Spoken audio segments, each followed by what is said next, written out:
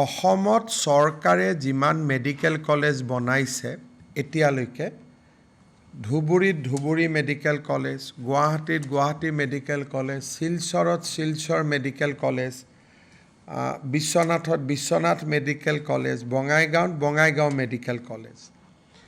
কিন্তু বৰপেটা মেডিকেল কলেজখন Fakhruddin Ali Ahmed medical college নামেৰে নামাকৰণ কৰা হৈছিলে, যিটো আমাৰ বাকী মেডিকেল কলেজ কেইখনৰ লগত মিল নাখায় আৰু সেয়েহে বহুত ক্ষেত্ৰত এইখন প্ৰাইভেট মেডিকেল কলেজ নেকি বুলি আমি বহু প্ৰশ্নৰ উত্তৰ দিবলগীয়া হয়।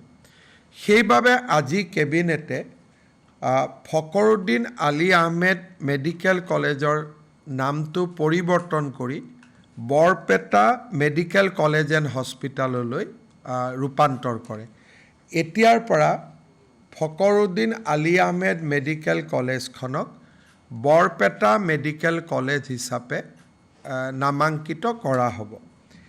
কিন্তু যিহেতু ফকৰুদ্দিন আলী আহমেদ ভাৰতৰ ৰাষ্ট্ৰপতি আছিল আৰু অসমৰ পৰা তেওঁৱেই প্ৰথম ভাৰতৰ ৰাষ্ট্ৰপতি হৈছিলে, গতিকে তেখেতৰ নামত একেধৰণৰ সন্মানীয় বা তাতোকৈ বেছিকৈ সন্মানীয় আন এটা অনুষ্ঠান বা শিক্ষানুষ্ঠানেই হওক বা সাংস্কৃতিক অনুষ্ঠানেই হওক ফকৰুদ্দিন আলী আহমেদৰ নামত নামাঙ্কিত কৰিবলৈ কেবিনেটে সিদ্ধান্ত লৈছে। কি কৰিম সেইটো আমি সিদ্ধান্ত আজিয়ে লোৱা নাই, কিন্তু বৰপেটা মেডিকেল কলেজখনৰ নাম বৰপেটা মেডিকেল কলেজ হ'ব আৰু আমি সুকীয়াভাৱে ফকৰুদ্দিন আলী আহমেদৰ স্মৃতি জীয়াই ৰখাৰ বাবে আমি প্ৰচেষ্টা হাতত ল'ম।